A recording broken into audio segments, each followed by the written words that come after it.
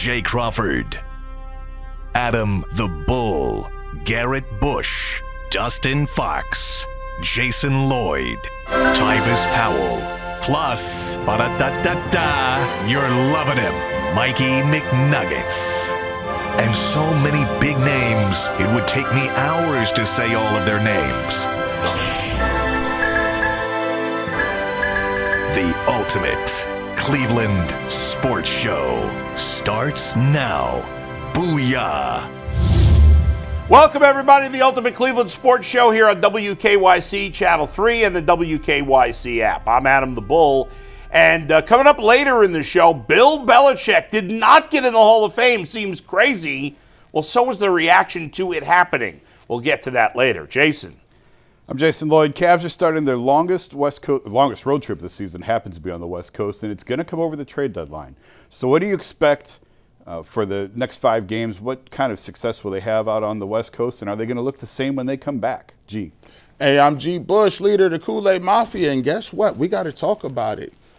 What type of defensive coordinators are you up for? Jim Schwartz looks like he's a little upset he didn't get the job. We may be shuffling the deck on the defensive side of football. How attractive is this job? We'll talk about it coming up next. McNuggets.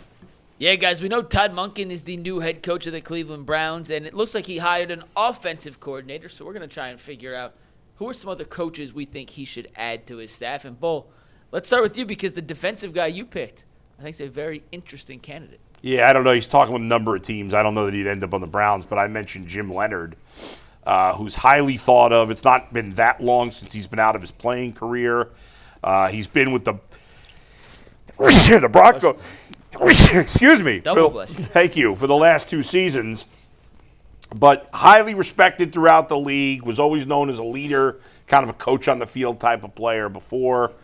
To be completely honest, I hadn't, when I said the name, I didn't really think about, like, what's his style of defense, and I probably should have thought about that angle of it more.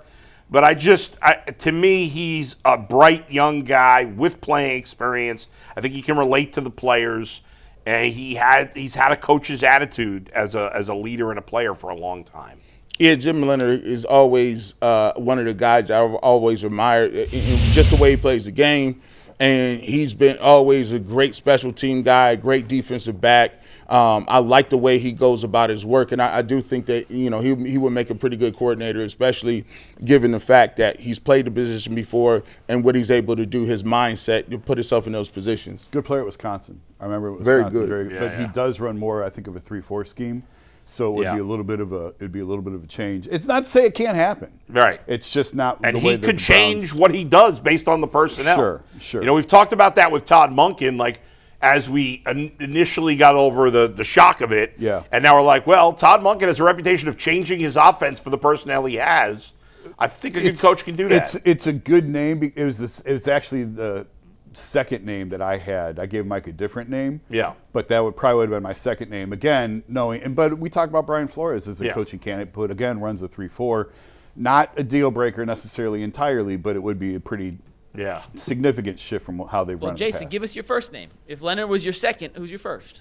A name probably never spent a whole lot of time considering. Nick Rawlis, the defensive coordinator for the Cardinals right now currently. I never even heard of him. He's young guy, early 30s, coached linebacker with the Eagles, as you see there, and then moved over to the Cardinals on John Gannon's staff, went with Gannon to Arizona. So he was with Schwartz in Philadelphia?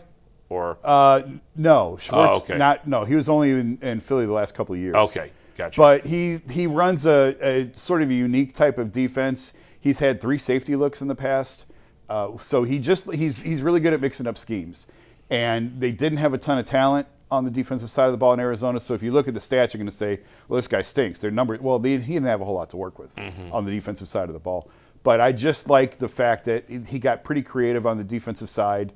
And I think he's a young guy who could come in. I have no idea if he's got any sort of relationship with Todd Monken at all. Right. But if you're looking for a guy who can come in, there's a lot of pieces to work with, obviously, on this Browns defense right now, starting with Myles Garrett.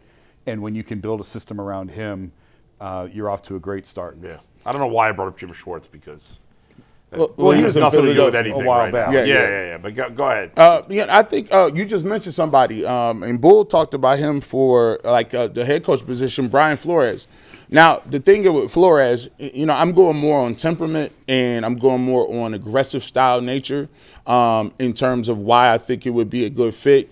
I do think he's smart enough to run a hybrid and put guys in the best position because he's more of a 3-4 guy as well. But if you want an aggressive play caller, you want somebody that is going to get after the quarterback, if you want somebody who is really going to be tough-nosed in your face, Brian Flores is one of those guys. He's done it everywhere he's gone, whether it be Miami, in Minnesota. So I think if you look at him based on the mindset of what Jim Schwartz is and kind of the demeanor, I think you would get that plus the aggressive nature to that too. But it's a little bit of an adjustment because he is a 3-4 guy. So, and I would understand if the Browns want to keep everything the same or just basically the same on defense because guys have played well, whether it's Myles Garrett, Grant Delpit, Denzel Ward, Devin Bush, Schlesinger. All those guys are excelled at playing a style of defense, so you want to keep it as similar as possible. But I think Flores can cook something up and have something as a hybrid defense. What percentage chance do you guys think of if Jim Schwartz it turns around, he ends up staying? What do you think? I'd be higher. Probably 30, 35. I was going to say 10 myself. No, money talks. And that's Jimmy true. likes to write checks. He does. And we always like to say in the hood, man, as long as you don't put hands on me, as long as you don't, disrespect my, my family or my kids, or you don't take no money from me, we can get over the rest of the stuff. It's just a conversation. But I think him and Todd Monken will have to have a face-to-face and a conversation to make sure that they're on the same page, because you don't want a situation where there's a power struggle and Jim Schwartz is still upset that he didn't get the job, because if Todd Monken going to lead the organization, he's the leader, so he's going to have to be a subordinate with that. And those defensive players, they're going to be loyal to Schwartz if he's there. Right. So they're going to have buy-in. Yeah. He's going to have to look him in the face and see if he's going to be a problem or not. But I would give it maybe 30%. But the longer it goes and you don't hear nothing of it, I think it's more time that something can be done, because your temperature kind of comes down a little bit. Cooler hells prevail. Yeah, we'll see. I think Schwartz has options. I think he'd be a hot commodity on the market if he really is serious about leaving, if the Browns let him out of his contract, which under the circumstances might be the right thing to do. Yes. I think San Francisco would look at him. Yeah.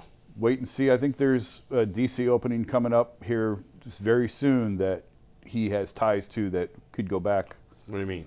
Well, that's our next topic. So we were going to discuss and rank the attractiveness of the there's 7 current open defensive coordinator positions. We've talked about where the Browns' job ranks in terms of head coach.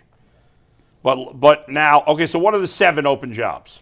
You can see them on your screen right there. The Browns, this is assuming Schwartz would leave. So this is the Browns as an opening. San Francisco, Washington, Miami, Baltimore, Tennessee, and Buffalo all currently have open defensive coordinator positions. And there's more to come. Jason, I'm curious, that means if there's 2 teams playing in the Super Bowl, that is New England and Seattle, does that mean one of those 2 defensive? Is that one of the ones you're alluding to? No, I think Philadelphia could come open. I think Jim would be a fit back in Philadelphia. Yeah, I did see the Philadelphia thing. But then again, if in Philadelphia, if they fire him, is he play in Cleveland? Say again? If Philadelphia fires their defensive coordinator, is he a play? Well, I don't think he's going to. I think he's going to retire. Okay. Who's their DC Vic right Fangio. now? Vic Fangio. Oh. So if Vic retires, which some indications are pointing that way. Yeah. Then I think Jim could be a fit to go back to Philly if he wanted to. Where do you guys think? So let me give you my thoughts on the Browns' DC job. I think a lot of people will say, well, it's a great job. They've got a great talent. There's defense. But to me, like, if you're looking as the Browns' job as a stepping stone, are you going to get any credit if the defense is good? The defense has been good. It feels like it could only go down from where it is. Well, Jim Schwartz is going to get the credit for the defense. I think you're really close. Yeah.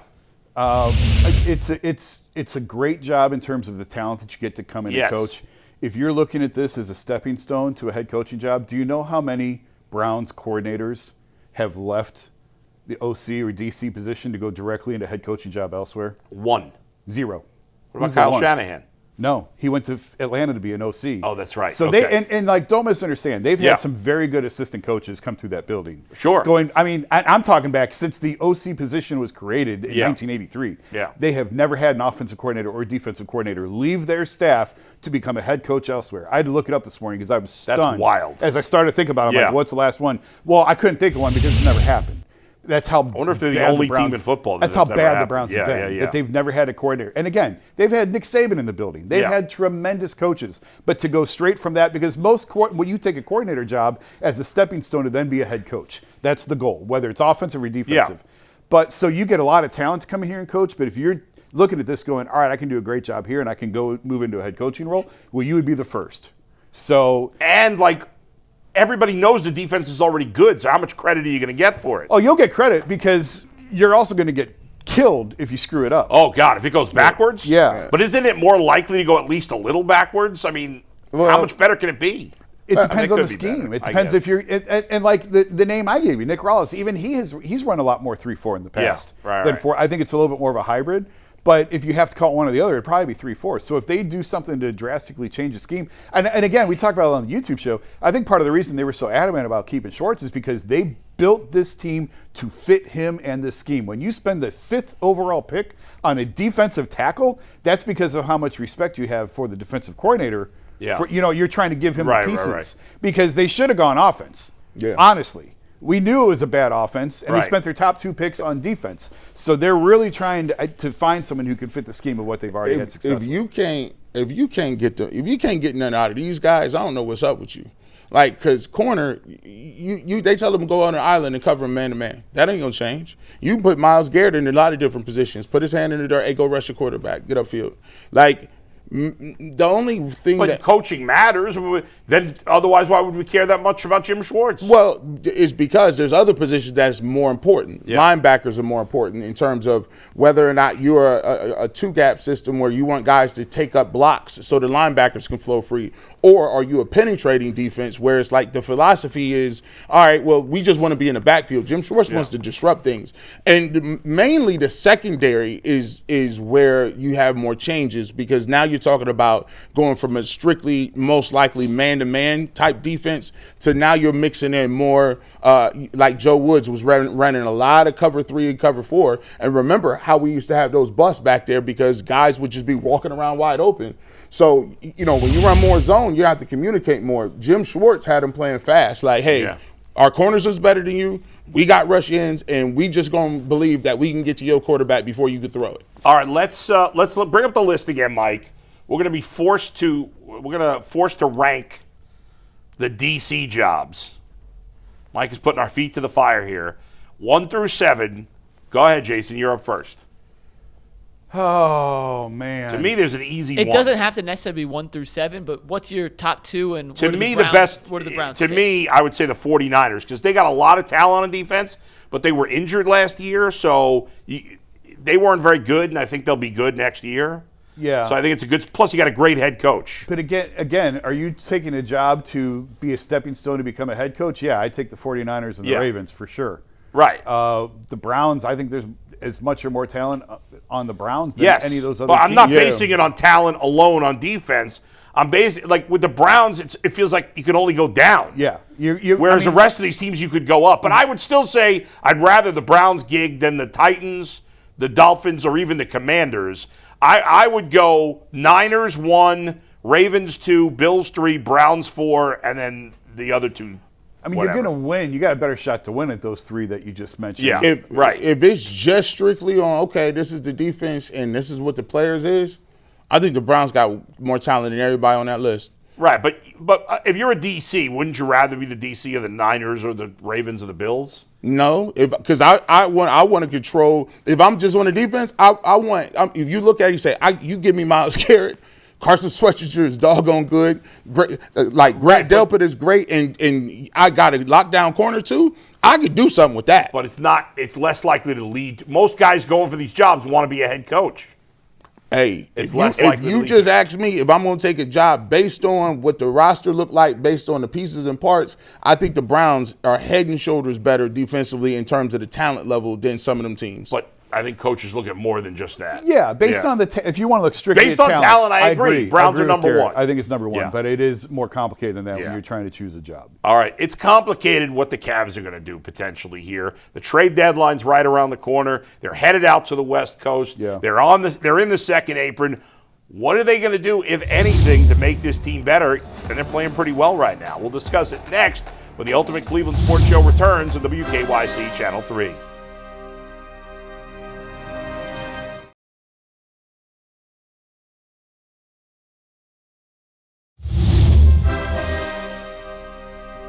Welcome back to the Ultimate Cleveland Sports Show here on WKYC Channel 3. Guys, the trade deadline right around the corner in the NBA, and the Cavs' longest road trip about to get going. The Cavs are playing their best basketball, G. Bush, right now.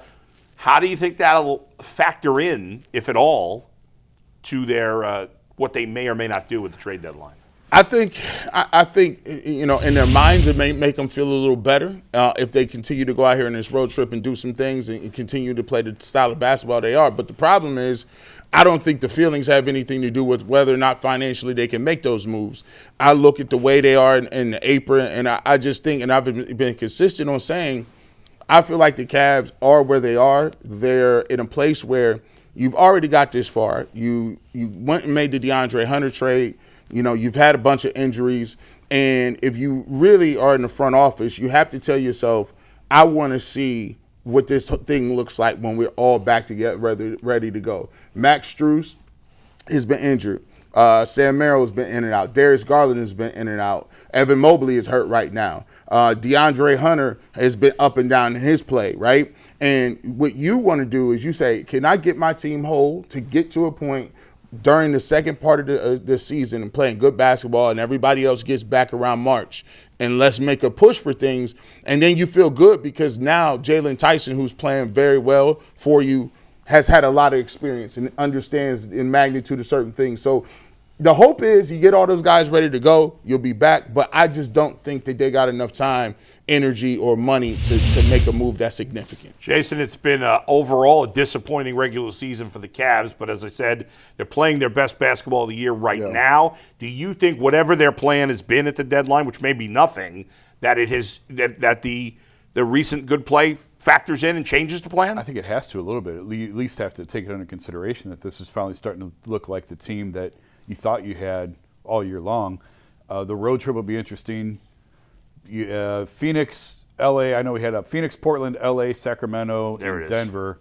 And in the trip in Denver, that's always hard. That's a common because you're already headed home. You're halfway home. So a lot of trips, West Coast trips, end in Denver, it seems, from Cleveland. Denver and Salt Lake City are the two most common endings. And with that altitude, that's a hard game to finish the trip off with. So if you come out of that with 3 wins on that trip, you take that. They're going to be in LA for 4 days to play 1 game, so I don't like that. We'll see what they look like on the other side of the 4 days in LA. And I don't know that this trip will impact their thoughts at the trade deadline. Right. It's not that type of situation. But as you look at the longest trip of the season for them in terms of number of days, it's those trips are grinding. I've been on a number of them. You don't remember what city you're in. You don't remember what hotel you're in. And you just wake up and keep going. So a lot to happen here over the next 2 weeks for the Cavs. I don't know what the Cavs plan, if the plan has changed at all. Who knows? I mean, obviously, as G. Bush said, you're limited into what you can do because there's a lot of things you would have to do to make a trade because of the cap situation you're in. But I think a month ago I would have said, just get under the apron, start thinking about next year, whatever. And now that they're playing much better basketball, and the needle seems to be pointing up, I would think you're not going to make a trade unless it's going to help you this year. But the reality is they probably can't do something like that. And I think the hope with this team is that if somehow everybody could be healthy come playoff time, and I think we all know how unlikely that is with this team, but if somehow everybody's healthy come playoff time, with the way Jalen Tyson is playing, I mean, I don't even want to say he's picked his game up a level. He's picked his game up like 3 levels, it seems like, because he wasn't even a factor tremendous. last year. He's been great. Tremendous. And, if you could get Darius and Evan and Donovan and Jared Allen and Hunter and Max Strus and Jalen Tyson and Sam Merrill all playing well in the playoffs, all healthy. I know it's a lot of big ifs, and maybe I and others were too quick to completely write this team off, especially in an Eastern Conference that really doesn't have a single great team. Yeah, I mean, Mike and I, we do the Cavs podcast Yeah. every week, and we said we felt like we've been doing the same show for 2 months. Yeah. It's just rinse and repeat, rinse Right, and right, repeat, right. rinse and repeat. But finally, it feels like they've got this thing headed in the right direction. Yeah. And the East is open. Yeah, it certainly is. All right, when we come back, it seemed like it wouldn't be open for debate whether or not Bill Belichick would get into the Hall of Fame on his first try. But lo and behold, it wasn't as easy as everybody thought. Is it a big deal? We'll get to it next on the Ultimate Cleveland Sports Show.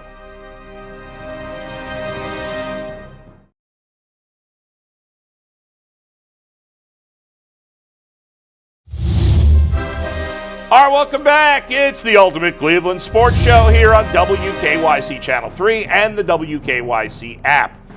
Guys, Bill Belichick shockingly did not get into the Hall of Fame in his first try, and everybody who's anybody is up in arms about it. I thought it was a way overreaction. I'll tell you why later. But guys, you think it's outrageous that this happened?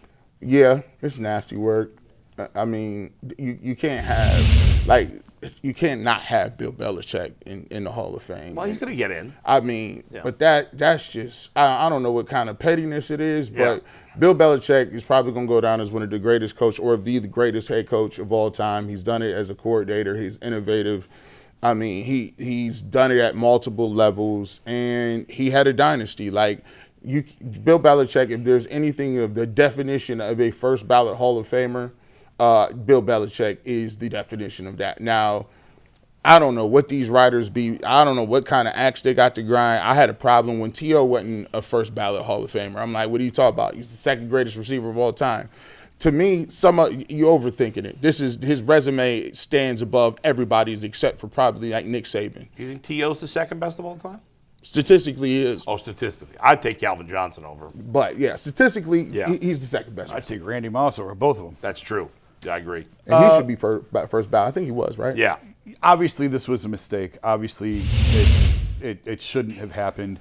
It's way too complicated to get into in 30 seconds. You can go read all about it if you haven't already. It only takes 11 voters to not vote for you to not make it. And the category he was in with some senior guys. I do think some people probably held some of the cheating allegations against Bill. I don't think all of them did. I think some of them also thought like, hey, he's a lock to get in. He's going to get enough votes, so I'll gonna vote for someone this else. guy. Yeah. Then enough people feel that way, and he falls through the cracks. Yeah. I do think that the system to elect will be overhauled after this year Yeah. because of this. Yes. Ultimately, listen, it's a big outcry now. He will get in the Hall of Fame. He should be in the Hall of Fame, and they will get this fixed next year. I was just, everybody had to comment about it as if somebody got killed. And I get worked up about silly stuff all the time, so I guess I shouldn't say anything. But I just thought the overreaction to it was crazy. Obviously, it was silly. He should have gotten in the Hall of Fame. Somebody said, well, who was the idiot that voted for Kenny Anderson, former Bengals quarterback, over Bill Belichick? By the fact that you have to pick either a player or a coach, it should be separate votes. Yeah. One thing should have nothing to do with the other. I think the system is screwed up. The writer, every time something weird like this happens, it's an opportunity for fans and players to say, the writers don't know what they're doing. Yeah. The writers, by and large, in Hall of Fame voting do a good job. They get it by right. and large. Yeah. But there's mistakes that are made. This Sure. is a mistake, but let's not make it seem like it's the end of the world. I mean, but, to a lot of people, Yeah. the Hall of Fame is sacred. The Hall of Fame is what you work your whole life for. Yeah. And the Hall of Fame means, can you tell the story of the NFL without mentioning that person's name? And Bill Belichick, for almost 30 or 40 years, Yeah. was the top name in the NFL, so he had to be a first ballot. I don't know how it went down, but there's going to be some changes. In the end, does it matter? Like, once you're in, does it matter if you were first ballot or not? Ultimately, no, but in the meantime, in the present, people are going to be hot. This will stick for a while. This will stick It's for a while. going to be hot. I mean, he's got his granddaughter's best friend is his girlfriend. Goodness he's gracious. I told you, I see this is why we can't talk about this. Why can't hear stuff, see? By Shout the out way, to you Bill and all your can't successes. tell the story of baseball without Roger Clemens and Barry Bonds, and they're not. And they should be in. the and Hall Mark of Fame. McGuire and Sammy Sosa. And I put them in too. There is no perfect voting Yeah. system. I do think we have it pretty close. I do think they get it right way more often than they get it wrong. All right, thank you for joining us today. We'll be back on Monday. Make sure you watch us on YouTube. We'll be back next Friday on WKYC Channel 3, the ultimate Cleveland sports show. Peace.